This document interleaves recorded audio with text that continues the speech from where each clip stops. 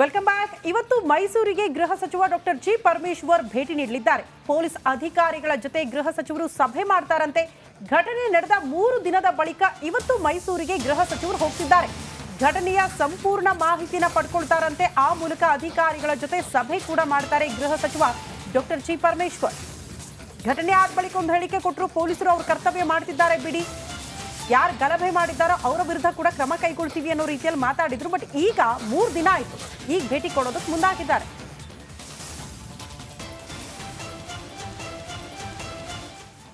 ಈ ಬಗ್ಗೆ ಮತ್ತಷ್ಟು ಡೀಟೇಲ್ಸ್ ಅನ್ನ ಕೊಡ್ತಾ ಹೋಗ್ತಾರೆ ನಮ್ಮ ಪ್ರತಿನಿಧಿ ವಿನೋದ್. ನೇರ ಸಂಪರ್ಕದಲ್ಲಿ ಜಾಯಿನ್ ಆಗ್ತಿದ್ದಾರೆ. ವಿನೋದ್, 1000 ಜನ ಸೇರಿದ್ರು, ಪೊಲೀಸರು ಕೊಡ್ತಾ ಇರುವಂತಹ ಮಾಹಿತಿ ಇದು.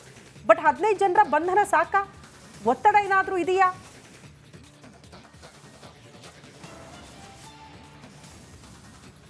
ಶ್ರುತಿ, ಈಗಾಗಲೇ ಇರೋ ಉದಯಗಿರಿಯ ಪೊಲೀಸ್ ಠಾಣೆಯಲ್ಲಿ ಗಲಭೆ ಪ್ರಕರಣಕ್ಕೆ ಸಂಬಂಧಪಟ್ಟ ಹಾಗೆ ಕೆಲವು ಪೊಲೀಸರು 15 ಜನರ ವಶಕ್ಕೆ ಪಡೆದು ಅವರ ನ್ಯಾಯಾಂಗ ಬಂಧನಕ್ಕೂ ಕೂಡ ಒಪ್ಪಿಸಿದ್ದಾರೆ. ಇದರಲ್ಲಿ ಓರ್ವ ಅಪ್ರಾಪ್ತ ಬಾಲಕ ಕೂಡ ಇದ್ದಾನೆ. ಎಫ್ಐಆರ್ನ ಗಮನಿಸ್ತಾ ಹೋದರೆ ಈ ಒಂದು ಎಫ್ಐಆರ್ನಲ್ಲೂ ಕೂಡ ಸಾಕಷ್ಟು ಸ್ಫೋಟಕ ಅಂಶಗಳು ಕೂಡ ಬಯಲಿಗೆ ಬರ್ತಾ ಇರುವಂಥದ್ದು.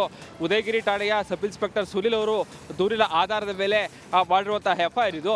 ಈ ಒಂದು ಎಫ್ಐಆರ್ನಲ್ಲಿ 1000ಕ್ಕೂ ಹೆಚ್ಚು ಮುಸ್ಲಿಮರು ಈ ಒಂದು ಗಲಾಟೆಯಲ್ಲಿ ಭಾಗಿಯಾಗಿದ್ರು ಅಂತೇಳಿ ಎಫ್ಐಆರ್ನಲ್ಲಿ ಉಲ್ಲೇಖ ಮಾಡಿದ್ದಾರೆ. ಸೊ ಅಲ್ಲಿಗೆ ಎಂ ಲಕ್ಷ್ಮಣ್ ಅವರು ಹೇಳ್ತಾ ಇದ್ದಿದ್ದು RSS ಅವರು ಅಂತೇಳಿ ಅದು ಸುಳ್ಳು ಅಂತ ಈಗ ಪ್ರೂವ್ ಆಗ್ತಾ ಇದೆ.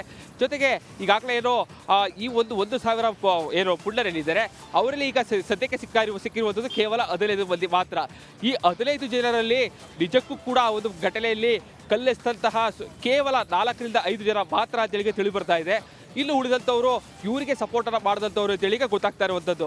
ಈಗಾಗಲೇ ಏನು ಈ ಒಂದು ಗಲಭೆಗೆ ಸಂಬಂಧಪಟ್ಟ ಹಾಗೆ ಆ ಒಂದು ಪ್ರಸಾದಾಧಿಕಾರಿ ಅಂತ ಭಾಷಣ ಮಾಡಿದಂತಹ ಏನು ಮಕ್ಕಳಿದ್ದಾರೆ ಅವನು ಕೂಡ ಈಗಾಗಲೇ ನಾಪತ್ತೆಯಾಗಿದ್ದಾನೆ. ಸೊ ಹೀಗಾಗಿ ಪೊಲೀಸರು ಕೂಡ ಅದರಲ್ಲೂ ಕೂಡ ಬಂಧಿಸೋದಕ್ಕೂ ಈಗಾಗಲೇ ಸಾಕಷ್ಟು ಬಲೆಯನ್ನು ಬೀಸಿರುವಂಥದ್ದು. ಇದೆಲ್ಲ ಘಟನೆಯಾಗಿ 3 ದಿನ ಕಳೆದಿದೆ. ಇವತ್ತು ಗೃಹ ಸಚಿವ ಪರಮೇಶ್ವರ್ ಅವರು ಸಂಜೆ ಮೈಸೂರಿಗೆ ಬರ್ತಾ ಇದ್ದಾರೆ. ಒಂದು ಪೊಲೀಸ್ ಅಧಿಕಾರಿಗಳ ಜೊತೆ ಒಂದು ಸಭೆ ನಡೆಸಿ ಈ ಒಂದು ಪ್ರಕರಣದ ಬಗ್ಗೆ ಸಾಕಷ್ಟು ಮಾಹಿತಿಗಳನ್ನು ಪಡ್ಕೊಳ್ಳುವಂತಹ ಸಾಧ್ಯತೆ ಇದೆ. ಜೊತೆಗೆ ಮುಂದೆ ಪೊಲೀಸರು ಯಾವ ರೀತಿಯಾಗಿ ಇರಬೇಕು, ಒಂದಷ್ಟು ಸಲಹೆ ಸೂಚನೆಗಳು ಕೊಡುವಂತಹ ಸಾಧ್ಯತೆ ಇರುವಂಥದ್ದು. ಇದೆಲ್ಲದ ಹೊರತಾಗಿಯೂ ಕೂಡ ಈ ಘಟನೆಗೆ ಸಂಬಂಧಪಟ್ಟಂತಹ ಒಂದಷ್ಟು CCTV ಫುಟೇಜ್ಗಳು ಗಮನಿಸ್ತಾ ಹೋಗೋದಾದರೆ ಆ ಒಂದು ಗಲಭೆಯಲ್ಲಿ ಇದ್ದಂತಹ ಜನರು ಇರ್ಬೋದು, ಜೊತೆಗೆ ಅವರು ಏನು ಕಲ್ಲೆಸುವ ಸಂದರ್ಭದಲ್ಲಿ ತೆಗೆದುಕೊಳ್ಳದಂಥ ರಿಯಾಕ್ಷನ್ ಇರ್ಬೋದು, ಯಾರಿಗೂ ಕೂಡ ಒಂದಷ್ಟು ಪೊಲೀಸರ ಮೇಲೆ ಯಾವುದೇ ಭಯ ಇಲ್ಲದಂತೆ ಕಾಣ್ತಾ ಇದೆ. ಸೊ ಹೀಗಾಗಿ ಪೊಲೀಸರು ಕೂಡ ಈಗಾಗಲೇ 15 ಜನ ವಶಕ್ಕೆ ಪಡೆದು ಅವರಿಂದ ಸಾಕಷ್ಟು ಮಾಹಿತಿಗಳನ್ನ ಪಡ್ಕೊಳ್ತಾ ಇದ್ದಾರೆ. ಇದರಿಂದ ಯಾರಿದ್ದಾರೆ, ಜೊತೆಗೆ ಕೇವಲ ಈಗ ಸಿಕ್ಕಿರುವಂತಹ CCTV ಫುಟೇಜ್ಗಳಲ್ಲಿ ಕೇವಲ ಬಂದಿಯಾಗಿರೋದು ಕೇವಲ 15 ಜನ ಮಾತ್ರ. ಸೊ ಹೀಗಾಗಿ ದೊಡ್ಡ ಮಟ್ಟದ ದೊಡ್ಡ ಕೈಗಳು ಕೂಡ ಈ ಒಂದು ಪ್ರಕರಣದಲ್ಲಿ ಭಾಗಿಯಾಗಿರೋದು ಬಹಳ ಸ್ಪಷ್ಟವಾಗಿ ಗೊತ್ತಾಗ್ತದೆ. ಸೊ ಹೀಗಾಗಿ ಅವರನ್ನ ಯಾವಾಗ ಬಂಧಿಸ್ತಾರೆ ಅನ್ನೋದು ಈಗ ಸಾಕಷ್ಟು ಕುತೂಹಲ ಮೂಡಿಸ್ತಾ ಇರುವಂಥದ್ದು. ಶ್ರುತಿ, ಧನ್ಯವಾದಗಳು ತಮ್ಮೆಲ್ಲ ಮಾಹಿತಿಗೆ. Welcome back. ಇವತ್ತು ಮೈಸೂರಿಗೆ ಗೃಹ ಸಚಿವ ಡಾಕ್ಟರ್ ಜಿ ಪರಮೇಶ್ವರ್ ಭೇಟಿ ನೀಡಲಿದ್ದಾರೆ. ಪೊಲೀಸ್ ಅಧಿಕಾರಿಗಳ ಜೊತೆ ಗೃಹ ಸಚಿವರು ಸಭೆ ಮಾಡ್ತಾರಂತೆ. ಘಟನೆ ನಡೆದ 3 ದಿನದ ಬಳಿಕ ಇವತ್ತು ಮೈಸೂರಿಗೆ ಗೃಹ ಸಚಿವರು ಹೋಗ್ತಿದ್ದಾರೆ. ಘಟನೆಯ ಸಂಪೂರ್ಣ ಮಾಹಿತಿನ ಪಡ್ಕೊಳ್ತಾರಂತೆ. ಆ ಮೂಲಕ ಅಧಿಕಾರಿಗಳ ಜೊತೆ ಸಭೆ ಕೂಡ ಮಾಡ್ತಾರೆ ಗೃಹ ಸಚಿವ ಡಾಕ್ಟರ್ ಜಿ ಪರಮೇಶ್ವರ್. ಘಟನೆ ಆದ ಬಳಿಕ ಒಂದು ಹೇಳಿಕೆ ಕೊಟ್ಟರು. ಪೊಲೀಸರು ಅವ್ರ ಕರ್ತವ್ಯ ಮಾಡ್ತಿದ್ದಾರೆ ಬಿಡಿ, ಯಾರು ಗಲಭೆ ಮಾಡಿದ್ದಾರೋ ಅವರ ವಿರುದ್ಧ ಕೂಡ ಕ್ರಮ ಕೈಗೊಳ್ತೀವಿ ಅನ್ನೋ ರೀತಿಯಲ್ಲಿ ಮಾತಾಡಿದ್ರು. ಬಟ್ ಈಗ 3 ದಿನ ಆಯ್ತು, ಈಗ ಭೇಟಿ ಕೊಡೋದಕ್ಕೆ ಮುಂದಾಗಿದ್ದಾರೆ.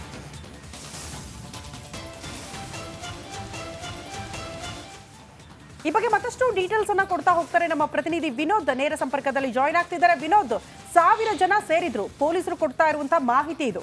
ಬಟ್ 15 ಜನರ ಬಂಧನ ಸಾಕ? ಒತ್ತಡ ಏನಾದ್ರೂ ಇದೆಯಾ?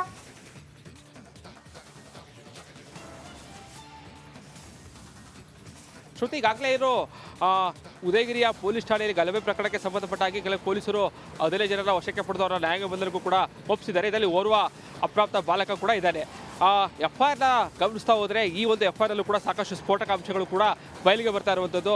ಉದಯಗಿರಿ ಠಾಣೆಯ ಸಬ್ ಇನ್ಸ್ಪೆಕ್ಟರ್ ಸುನಿಲ್ ಅವರು ದೂರಿನ ಆಧಾರದ ಮೇಲೆ ಮಾಡಿರುವಂತಹ ಎಫ್ಐಆರ್ ಇದು. ಈ ಒಂದು ಎಫ್ಐಆರ್ನಲ್ಲಿ 1000ಕ್ಕೂ ಹೆಚ್ಚು ಮುಸ್ಲಿಮರು ಈ ಒಂದು ಗಲಾಟೆಯಲ್ಲಿ ಭಾಗಿಯಾಗಿದ್ರು ಅಂತೇಳಿ ಎಫ್ಐಆರ್ನಲ್ಲಿ ಉಲ್ಲೇಖ ಮಾಡಿದ್ದಾರೆ. ಸೊ ಅಲ್ಲಿಗೆ ಎಂ ಲಕ್ಷ್ಮಣ್ ಅವರು ಹೇಳ್ತಾ ಇದ್ದಿದ್ದು RSS ಅವರು ಅಂತೇಳಿ ಅದು ಸುಳ್ಳು ಅಂತ ಈಗ ಪ್ರೂವ್ ಆಗ್ತಾ ಇದೆ. ಜೊತೆಗೆ ಈಗಾಗಲೇ ಏನೋ ಈ 1000 ಏನೋ ಪುಂಡರೇನಿದ್ದಾರೆ ಅವರಲ್ಲಿ ಈಗ ಸದ್ಯಕ್ಕೆ ಸಿಕ್ಕಿರುವಂಥದ್ದು ಕೇವಲ 15 ಮಂದಿ ಮಾತ್ರ. ಈ 15 ಜನರಲ್ಲಿ ನಿಜಕ್ಕೂ ಕೂಡ ಒಂದು ಘಟನೆಯಲ್ಲಿ ಕಲ್ಲೆಸ್ತಂತಹ ಕೇವಲ 4 ರಿಂದ 5 ಜನ ಮಾತ್ರ ಅಂತೇಳಿ ತಿಳಿ ಬರ್ತಾ ಇದೆ. ಇನ್ನು ಉಳಿದಂಥವರು ಇವರಿಗೆ ಸಪೋರ್ಟನ್ನು ಮಾಡಿದಂಥವ್ರು ಅಂತೇಳಿ ಈಗ ಗೊತ್ತಾಗ್ತಾ ಇರುವಂಥದ್ದು. ಈಗಾಗಲೇ ಏನು ಈ ಒಂದು ಗಲಭೆಗೆ ಸಂಬಂಧಪಟ್ಟ ಹಾಗೆ ಆ ಒಂದು ಪ್ರಸಾದಕಾರಿ ಅಂತ ಭಾಷಣ ಮಾಡಿದಂತಹ ಏನು ಮಕ್ಕಳು ಏನಿದ್ದಾರೆ ಅವನು ಕೂಡ ಸಾಕಷ್ಟು ಈಗಾಗಲೇ ನಾಪತ್ತೆಯಾಗಿದ್ದಾನೆ. ಸೊ ಹೀಗಾಗಿ ಪೊಲೀಸರು ಕೂಡ ಅದರಲ್ಲೂ ಕೂಡ ಬಂಧಿಸೋದಕ್ಕೂ ಈಗಾಗಲೇ ಸಾಕಷ್ಟು ಬಲೆಯನ್ನು ಬೀಸಿರುವಂಥದ್ದು. ಇದೆಲ್ಲ ಘಟನೆಯಾಗಿ 3 ದಿನ ಕಳೆದಿದೆ. ಇವತ್ತು ಗೃಹ ಸಚಿವ ಪರಮೇಶ್ವರ್ ಅವರು ಸಂಜೆ ಮೈಸೂರಿಗೆ ಬರ್ತಾ ಇದ್ದಾರೆ. ಒಂದು ಪೊಲೀಸ್ ಅಧಿಕಾರಿಗಳ ಜೊತೆ ಒಂದು ಸಭೆ ನಡೆಸಿ ಈ ಒಂದು ಪ್ರಕರಣದ ಬಗ್ಗೆ ಸಾಕಷ್ಟು ಮಾಹಿತಿಗಳನ್ನು ಪಡ್ಕೊಳ್ಳುವಂತಹ ಸಾಧ್ಯತೆ ಇದೆ. ಜೊತೆಗೆ ಮುಂದೆ ಪೊಲೀಸರು ಯಾವ ರೀತಿಯಾಗಿ ಇರಬೇಕು ಒಂದಷ್ಟು ಸಲಹೆ ಸೂಚನೆಗಳು ಕೊಡುವಂತಹ ಸಾಧ್ಯತೆ ಇರುವಂಥದ್ದು. ಇದೆಲ್ಲದ ಹೊರತಾಗಿಯೂ ಕೂಡ ಈ ಘಟನೆಗೆ ಸಂಬಂಧಪಟ್ಟಂತಹ ಒಂದಷ್ಟು CCTV ಫುಟೇಜ್ಗಳು ಗಮನಿಸ್ತಾ ಹೋಗೋದಾದರೆ ಆ ಒಂದು ಗಲಭೆಯಲ್ಲಿ ಇದ್ದಂತಹ ಜನರು ಇರ್ಬೋದು, ಜೊತೆಗೆ ಅವರು ಏನು ಕಲ್ಲೆಸೆಯುವ ಸಂದರ್ಭದಲ್ಲಿ ತೆಗೆದುಕೊಳ್ಳುವಂಥ ರಿಯಾಕ್ಷನ್ ಇರ್ಬೋದು, ಯಾರಿಗೂ ಕೂಡ ಒಂದಷ್ಟು ಪೊಲೀಸರ ಮೇಲೆ ಯಾವುದೇ ಭಯ ಇಲ್ಲದಂತೆ ಕಾಣ್ತಾ ಇದೆ. ಸೊ ಹೀಗಾಗಿ ಪೊಲೀಸರು ಕೂಡ ಈಗಾಗಲೇ 15 ಜನ ವಶಕ್ಕೆ ಪಡೆದು ಅವರಿಂದ ಸಾಕಷ್ಟು ಮಾಹಿತಿಗಳನ್ನ ಪಡ್ಕೊಳ್ತಾ ಇದ್ದಾರೆ. ಇದರಿಂದ ಯಾರಿದ್ದಾರೆ, ಜೊತೆಗೆ ಕೇವಲ ಈಗ ಸಿಕ್ಕಿರುವಂತಹ CCTV ಫುಟೇಜ್ಗಳಲ್ಲಿ ಕೇವಲ ಬಂದಿಯಾಗಿರೋದು ಕೇವಲ 15 ಜನ ಮಾತ್ರ. ಸೊ ಹೀಗಾಗಿ ದೊಡ್ಡ ಮಟ್ಟದ ದೊಡ್ಡ ಕೈಗಳು ಕೂಡ ಈ ಒಂದು ಪ್ರಕರಣದಲ್ಲಿ ಭಾಗಿಯಾಗಿರೋದು ಬಹಳ ಸ್ಪಷ್ಟವಾಗಿ ಗೊತ್ತಾಗ್ತದೆ. ಸೊ ಹೀಗಾಗಿ ಅವರನ್ನ ಯಾವಾಗ ಬಂಧಿಸ್ತಾರೆ ಅನ್ನೋದು ಈಗ ಸಾಕಷ್ಟು ಕುತೂಹಲ ಮೂಡಿಸ್ತಾ ಇರುವಂಥದ್ದು. ಶ್ರುತಿ, ಧನ್ಯವಾದಗಳು ತಮ್ಮೆಲ್ಲ ಮಾಹಿತಿಗೆ. Welcome back. ಇವತ್ತು ಮೈಸೂರಿಗೆ ಗೃಹ ಸಚಿವ ಡಾಕ್ಟರ್ ಜಿ ಪರಮೇಶ್ವರ್ ಭೇಟಿ ನೀಡಲಿದ್ದಾರೆ. ಪೊಲೀಸ್ ಅಧಿಕಾರಿಗಳ ಜೊತೆ ಗೃಹ ಸಚಿವರು ಸಭೆ ಮಾಡ್ತಾರಂತೆ. ಘಟನೆ ನಡೆದ 3 ದಿನದ ಬಳಿಕ ಇವತ್ತು ಮೈಸೂರಿಗೆ ಗೃಹ ಸಚಿವರು ಹೋಗ್ತಿದ್ದಾರೆ. ಘಟನೆಯ ಸಂಪೂರ್ಣ ಮಾಹಿತಿನ ಪಡ್ಕೊಳ್ತಾರಂತೆ. ಆ ಮೂಲಕ ಅಧಿಕಾರಿಗಳ ಜೊತೆ ಸಭೆ ಕೂಡ ಮಾಡ್ತಾರೆ ಗೃಹ ಸಚಿವ ಡಾಕ್ಟರ್ ಜಿ ಪರಮೇಶ್ವರ್. ಘಟನೆ ಆದ ಬಳಿಕ ಒಂದು ಹೇಳಿಕೆ ಕೊಟ್ಟರು, ಪೊಲೀಸರು ಅವ್ರ ಕರ್ತವ್ಯ ಮಾಡ್ತಿದ್ದಾರೆ ಬಿಡಿ, ಯಾರು ಗಲಭೆ ಮಾಡಿದ್ದಾರೋ ಅವರ ವಿರುದ್ಧ ಕೂಡ ಕ್ರಮ ಕೈಗೊಳ್ತೀವಿ ಅನ್ನೋ ರೀತಿಯಲ್ಲಿ ಮಾತಾಡಿದ್ರು. ಬಟ್ ಈಗ 3 ದಿನ ಆಯಿತು, ಈಗ ಭೇಟಿ ಕೊಡೋದಕ್ಕೆ ಮುಂದಾಗಿದ್ದಾರೆ.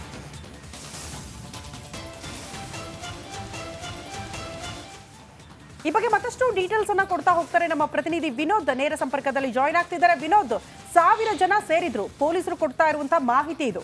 ಬಟ್ 15 ಜನರ ಬಂಧನ ಸಾಕ? ಒತ್ತಡ ಏನಾದ್ರೂ ಇದೆಯಾ?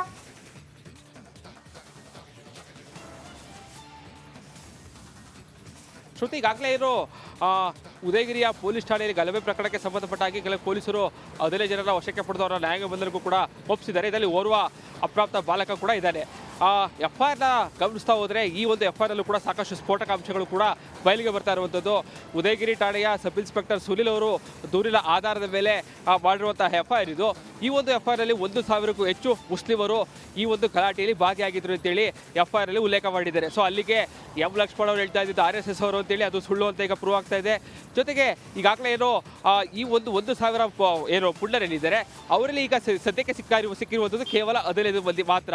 ಈ 15 ಜನರಲ್ಲಿ ನಿಜಕ್ಕೂ ಕೂಡ ಒಂದು ಘಟನೆಯಲ್ಲಿ ಕಲ್ಲೆಸ್ತಂತಹ ಕೇವಲ 4 ರಿಂದ 5 ಜನ ಮಾತ್ರ ಅಂತೇಳಿ ತಿಳಿ ಬರ್ತಾ ಇದೆ. ಇನ್ನು ಉಳಿದಂಥವರು ಇವರಿಗೆ ಸಪೋರ್ಟನ್ನು ಮಾಡಿದಂಥವ್ರು ಅಂತೇಳಿ ಈಗ ಗೊತ್ತಾಗ್ತಾ ಇರುವಂಥದ್ದು. ಈಗಾಗಲೇ ಏನು ಈ ಒಂದು ಗಲಭೆಗೆ ಸಂಬಂಧಪಟ್ಟ ಹಾಗೆ ಆ ಒಂದು ಪ್ರಸಾದಕಾರಿ ಅಂತ ಭಾಷಣ ಮಾಡಿದಂತಹ ಏನು ಮಕ್ಕಳು ಏನಿದ್ದಾರೆ ಅವನು ಕೂಡ ಈಗಾಗಲೇ ನಾಪತ್ತೆಯಾಗಿದ್ದಾನೆ. ಸೊ ಹೀಗಾಗಿ ಪೊಲೀಸರು ಕೂಡ ಅದರಲ್ಲೂ ಕೂಡ ಬಂಧಿಸೋದಕ್ಕೂ ಈಗಾಗಲೇ ಸಾಕಷ್ಟು ಬಲೆಯನ್ನು ಬೀಸಿರುವಂಥದ್ದು. ಇದೆಲ್ಲ ಘಟನೆಯಾಗಿ 3 ದಿನ ಕಳೆದಿದೆ. ಇವತ್ತು ಗೃಹ ಸಚಿವ ಪರಮೇಶ್ವರ್ ಅವರು ಸಂಜೆ ಮೈಸೂರಿಗೆ ಬರ್ತಾ ಇದ್ದಾರೆ. ಒಂದು ಪೊಲೀಸ್ ಅಧಿಕಾರಿಗಳ ಜೊತೆ ಒಂದು ಸಭೆ ನಡೆಸಿ ಈ ಒಂದು ಪ್ರಕರಣದ ಬಗ್ಗೆ ಸಾಕಷ್ಟು ಮಾಹಿತಿಗಳನ್ನು ಪಡ್ಕೊಳ್ಳುವಂತಹ ಸಾಧ್ಯತೆ ಇದೆ. ಜೊತೆಗೆ ಮುಂದೆ ಪೊಲೀಸರು ಯಾವ ರೀತಿಯಾಗಿ ಇರಬೇಕು ಒಂದಷ್ಟು ಸಲಹೆ ಸೂಚನೆಗಳು ಕೊಡುವಂತಹ ಸಾಧ್ಯತೆ ಇರುವಂಥದ್ದು. ಇದೆಲ್ಲದ ಹೊರತಾಗಿಯೂ ಕೂಡ ಈ ಘಟನೆಗೆ ಸಂಬಂಧಪಟ್ಟಂತಹ ಒಂದಷ್ಟು CCTV ಫುಟೇಜ್ಗಳು ಗಮನಿಸ್ತಾ ಹೋಗೋದಾದರೆ ಆ ಒಂದು ಗಲಭೆಯಲ್ಲಿ ಇದ್ದಂತಹ ಜನರು ಇರ್ಬೋದು, ಜೊತೆಗೆ ಅವರು ಏನು ಕಲ್ಲೆಸೆಯುವ ಸಂದರ್ಭದಲ್ಲಿ ತೆಗೆದುಕೊಳ್ಳುವಂಥ ರಿಯಾಕ್ಷನ್ ಇರ್ಬೋದು, ಯಾರಿಗೂ ಕೂಡ ಒಂದಷ್ಟು ಪೊಲೀಸರ ಮೇಲೆ ಯಾವುದೇ ಭಯ ಇಲ್ಲದಂತೆ ಕಾಣ್ತಾ ಇದೆ. ಸೊ ಹೀಗಾಗಿ ಪೊಲೀಸರು ಕೂಡ ಈಗಾಗಲೇ 15 ಜನ ವಶಕ್ಕೆ ಪಡೆದು ಅವರಿಂದ ಸಾಕಷ್ಟು ಮಾಹಿತಿಗಳನ್ನ ಪಡ್ಕೊಳ್ತಾ ಇದ್ದಾರೆ. ಇದರಿಂದ ಯಾರಿದ್ದಾರೆ, ಜೊತೆಗೆ ಕೇವಲ ಈಗ ಸಿಕ್ಕಿರುವಂತಹ CCTV ಫುಟೇಜ್ಗಳಲ್ಲಿ ಕೇವಲ ಬಂದಿಯಾಗಿರೋದು ಕೇವಲ 15 ಜನ ಮಾತ್ರ. ಸೊ ಹೀಗಾಗಿ ದೊಡ್ಡ ಮಟ್ಟದ ದೊಡ್ಡ ಕೈಗಳು ಕೂಡ ಈ ಒಂದು ಪ್ರಕರಣದಲ್ಲಿ ಭಾಗಿಯಾಗಿರೋದು ಬಹಳ ಸ್ಪಷ್ಟವಾಗಿ ಗೊತ್ತಾಗ್ತದೆ. ಸೊ ಹೀಗಾಗಿ ಅವರನ್ನ ಯಾವಾಗ ಬಂಧಿಸ್ತಾರೆ ಅನ್ನೋದು ಈಗ ಸಾಕಷ್ಟು ಕುತೂಹಲ ಮೂಡಿಸ್ತಾ ಇರುವಂಥದ್ದು. ಶ್ರುತಿ, ಧನ್ಯವಾದಗಳು ತಮ್ಮೆಲ್ಲ ಮಾಹಿತಿಗೆ.